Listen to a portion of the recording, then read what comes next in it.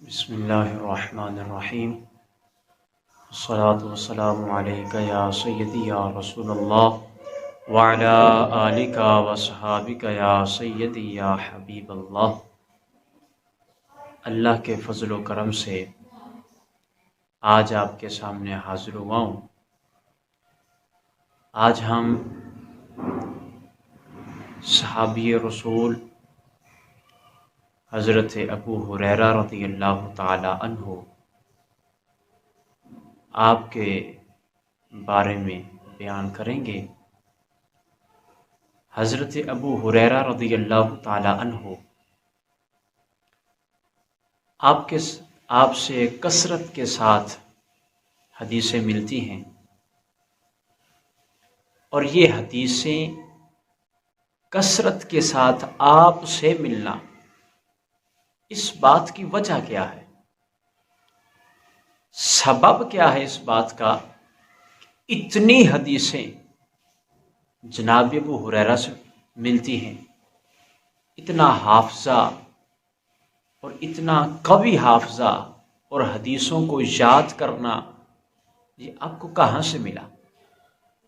تو آج اسی حوالے سے بات کریں گے کہ جناب ابو ہریرہ رضی اللہ تعالی عنہ کا حافظہ اتنا قوی کیوں تھا، اتنا مضبوط کیوں تھا؟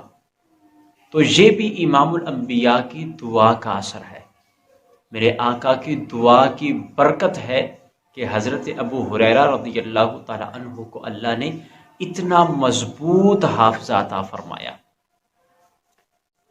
حضرت ابو ہریرہ رضی اللہ تعالی عنہ ایک مرتبہ امام الانبیاء کی بارگاہ میں حاضر ہوئے اور آ کر کے عرض کرتے ہیں، یا رسول اللہ صلی اللہ علیہ وسلم، میں جو بات آپ سے سنتا ہوں مجھے فوراً بھول جاتی ہے، یاد نہیں رہتی، میرے لیے دعا فرمائیے۔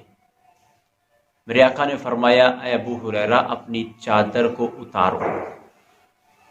آپ نے اپنی چادر کو اتارا، امام الانبیاء کے سامنے بچھا دیا۔ اب بچھانے کے بعد ہوا کیا؟ میرے آقا نے اپنا ہاتھ فضا میں بلند کیا، مٹھی کو بند کر کے اس چادر کے اندر ڈال دیا۔ چادر کے اندر ڈالنے کے بعد میرے آقا نے فرمایا، اس کو اٹھاؤ اور اپنے سینے کے ساتھ لگا لو۔ جناب ابو ہریرہ فرماتے ہیں، میں نے چادر کو اٹھایا، اپنے سینے کے ساتھ لگایا، پھر کیا ہوا؟ فرماتے ہیں کہ اللہ کا اتنا کرم ہوا کہ اس کے بعد جب بھی میں کوئی بات سنتا تھا مجھے فوراً یاد ہو جاتی تھی۔ اور صرف اتنا ہی نہیں، فرماتے ہیں کہ جو سنتا تھا وہ تو یاد ہو جاتی تھی، لیکن اس چادر کی برکت یہ تھی کہ جو پہلے بھول چکی تھی اللہ نے وہ بھی یاد کرا دی تھی۔ یعنی جو حدیثیں مجھے بھول چکی تھی، جو میں بھول چکا تھا، چادر کی برکت سے وہ بھی یاد ہو گئی، اور جو آئندہ میں نے حدیثیں سنی تھی وہ بھی مجھے ساری کی ساری یاد ہو جاتی تھی۔